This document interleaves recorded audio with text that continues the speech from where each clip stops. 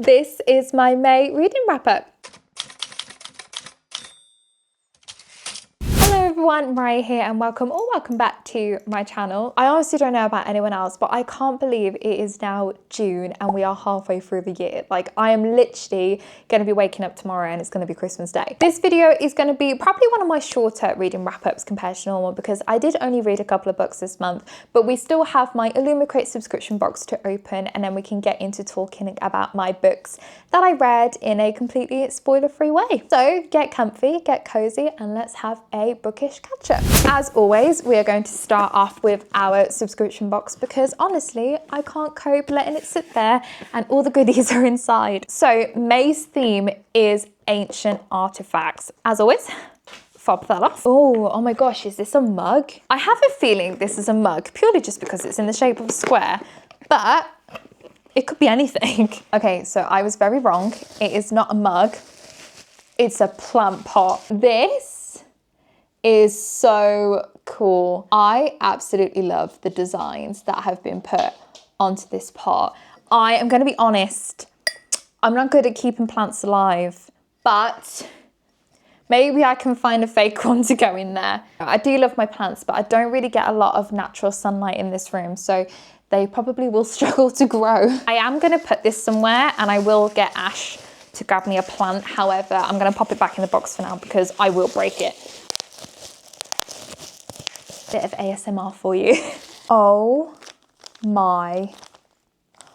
We have a pillowcase and this is inspired by Dark Rise by C.S. Pacat. I have no idea what book that is. However, I absolutely love the design on there. I was literally just about to say that I'm really fussy and I only use silk pillowcases for my hair and my skin. And not only that, your pillow is always cold on both sides. Like, how amazing is that? It is actually silk and oh my goodness, the design of that, I'm absolutely in love with that. It has sun and moon and trinkets and swords on it. I am absolutely obsessed with that. That is definitely going on my pillow. Although looking at the size, is that actually the size of a pillow? I'll get back to you on that one. Ooh, what is this? Jade Dragon Bow Replica. Ooh, it has my name on it. For the record, in case that's confused you, my name is Jade Mariah, but I prefer my middle name and my middle name goes with a lot more other names than Jade. So that's why I use Mariah. Oh my God. I have absolutely no idea what I'm going to use this for as it's just a replica and I don't know where to put it. But the weight of that, oh my God, that is absolutely gorgeous. So this Jade Dragon replica is inspired by Daughter of the Moon Goddess by Sue Lynn Tan. So I've not read that book, but that, I really like that. I can't get over the weight of it as well. I was just about to say, feel the weight of that. I'm talking to a camera. Oh, this is gonna be dangerous. This in here is a buy a book decision coin. Oh my gosh, this looks so cute. So it has little bees and little vases on there and it has both a buy a book, do not buy a book on one side. I am going to throw this up and catch it and then this is going to help you decide whether you should buy a book or not. Do not buy a book. Oh, how boring. Maybe just buy a book anyway. This one piece of hair is really driving me mad. And then finally, of course, we have the book. Ooh, this is another chunky one. This is gorgeous. Oh my gosh, the sprayed edges on this are absolutely amazing. So this book is A Song of Legends Lost. Again, absolutely gorgeous end papers. And I love how the end papers also have this kind of foiling on as well. The book itself says, in the 9 lands, only those of noble blood can summon the spirits of their ancestors to fight in battle.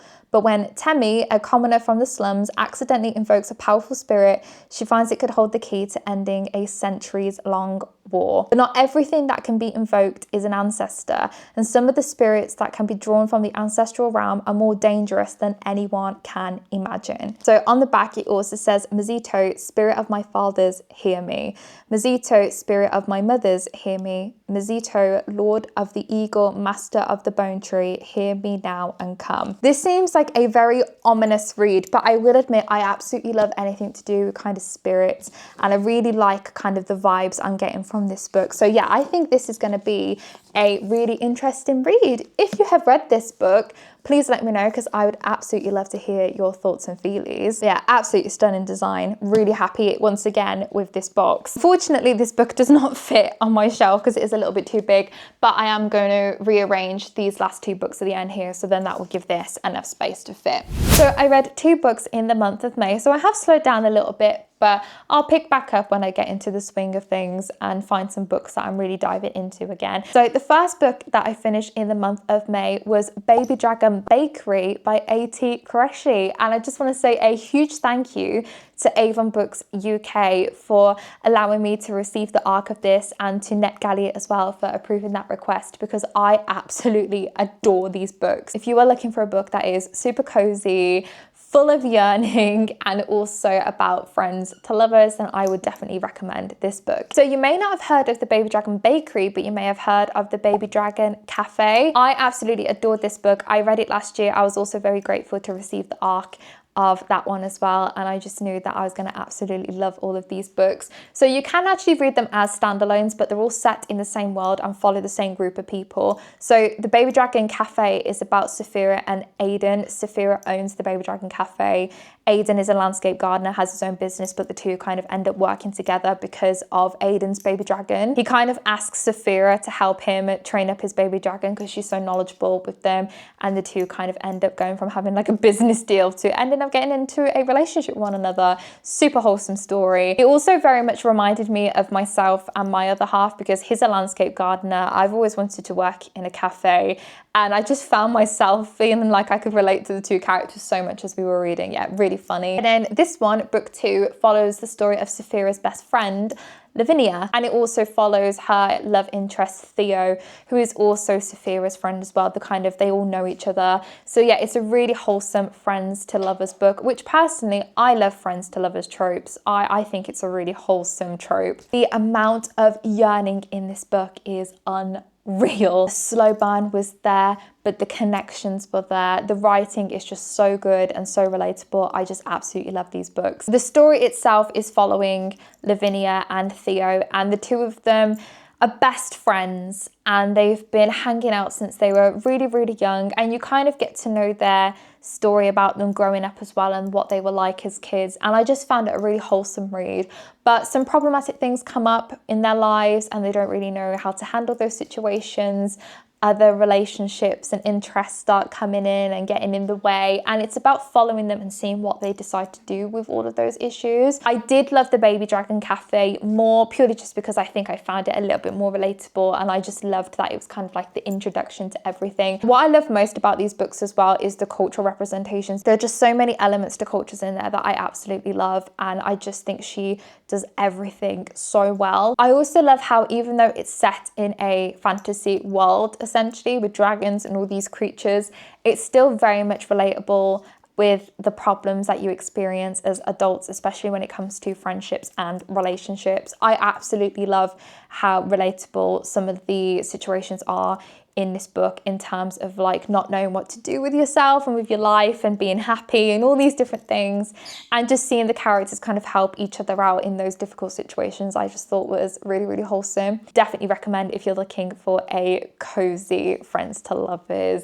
exciting book. And then the last book that I finished in the month of May is The Book That Broke the World, and this is book 2 of the Library Trilogy by Mark Lawrence. I just want to say a huge thank you as well to my good friend April for gifting me this book, because honestly it means so much to me. I also love the fact that I now have the hardback collection. I've got the first one, you gifted me this one, and then I can get the third one as well. Honestly, I am so eternally grateful. So if you're not familiar with this series, it is a fantasy trilogy, and it also has elements of some sci-fi and things in there as well. It's a really, really good book. It follows the story of two main characters, Lavira and Eva. Lavira lived out in the desert as a young girl, but she was taken away from her home and she was forced to work in the library for the king, and she grows up to be a librarian, and we watch her and follow her journey. Eva has been trapped in a library his whole life in one of the chambers, and he has never known anything other than a handful of people and the same four walls his whole life, and they've never been able to escape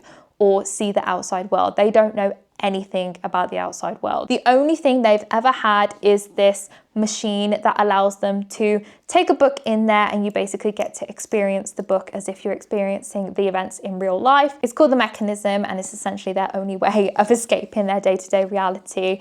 But he ends up kind of discovering something, and both of our characters are very much drawn to something, and they start kind of discovering secrets and mysterious things about the library, and so much happens. It's unreal. Book 2 is a continuation of the events that end in the book that wouldn't burn, so it's really hard to explain it because I don't want to say spoilers, but we do meet new characters in this book, and what I loved about this book more than anything is that it kind of really helps you to wrap up everything that happens in book 1 and makes you understand things in even more detail. There's just so many secrets, so many discoveries. I don't ever expect the plot twists in these books. They are so good, and I just think the writing is really unique as well. Absolutely loved it. I absolutely love these books because I just think they are some of the most immersive reads. I love the world building and the setting, being in this huge library with absolutely thousands upon acres of chambers and hidden and mysterious books. It's just so immersive. I also absolutely love the characters. I think their personalities are so unique.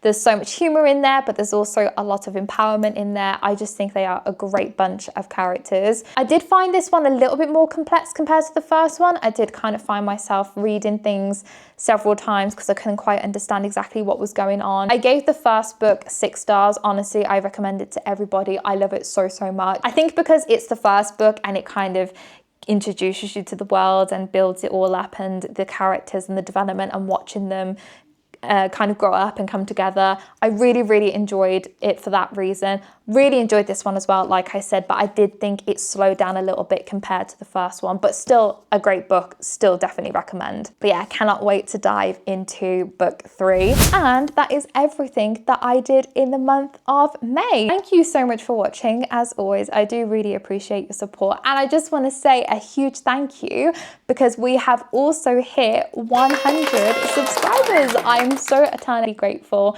because honestly, this just means everything to me. I've always wanted to be a content creator, and finding my passion and love for reading really has helped me in so many ways. And you guys are just the most incredible bunch of people that I could ask to me. Honestly, everyone is so incredibly supportive. Let me know in the comments what your favorite read of May was, or if you have read any of these books, I'd love to know your thoughts and feelings. Have a great rest of your week. Once again, thank you so much for watching, and I will see you in the next video. Bye.